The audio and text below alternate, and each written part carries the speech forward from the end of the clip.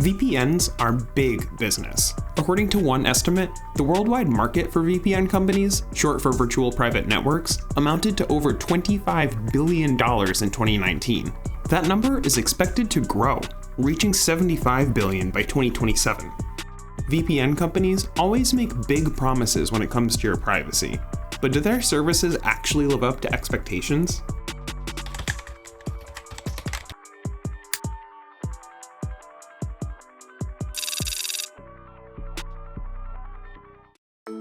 First, let's break down what a VPN actually is. Most internet traffic flows in the same way.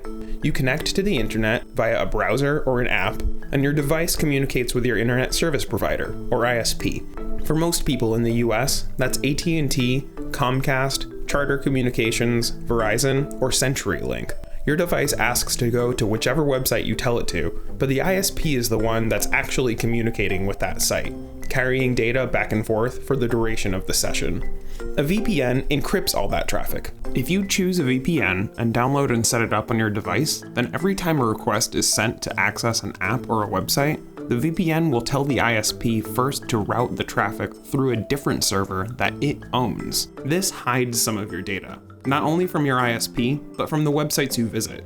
They can tell that there's some traffic happening, but your ISP won't see which sites specifically you're visiting, and the websites you are visiting will only see the IP address of the VPN server, not of your actual device. And those servers can be stored just about anywhere in the world. One use case for a VPN is to give users access to restricted content. Let's say you're in the US and you want to watch a specific show on Netflix, but it's only available to users in the UK. Simply connect to a VPN server in the UK, and the website won't know the difference. But the bigger use case here is online security.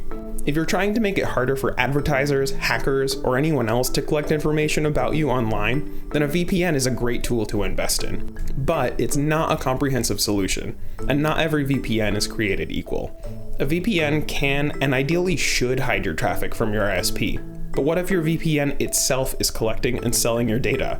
Countless VPN providers have been caught selling their users' traffic to third parties, especially the free ones. It's almost always a good idea to steer clear of these. As the old adage goes, if you're not the customer, you're the product. So, which VPNs can you actually trust? Well, one good one to consider is Mullvad. The company, based in Sweden, takes privacy really seriously. Think it's a weird idea to sign up for a VPN by giving it your credit card information? Well, Mullvad will actually let you send them an anonymous envelope full of cash to pay, if you want to.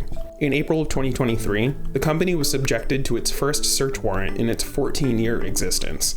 Authorities in Sweden arrived at Mullvad's headquarters in Gothenburg, intending to seize computers with customer data. However, they were forced to leave without taking anything after Mullvad employees demonstrated that they didn't store any data on their customers in the first place.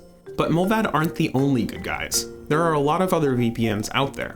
NordVPN, ProtonVPN, and Surfshark, among others, are all really popular options. But it's important to remember that a VPN can only do so much. You can be tracked online in many ways, even if you are using a VPN. If your passwords are weak, if your device is infected with malware, if a sophisticated hacker performs cross-device tracking or traffic analysis on you, these are all things that could theoretically jeopardize your data.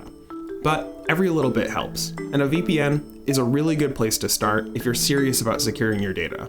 This has been Your Password Sucks. Happy web surfing.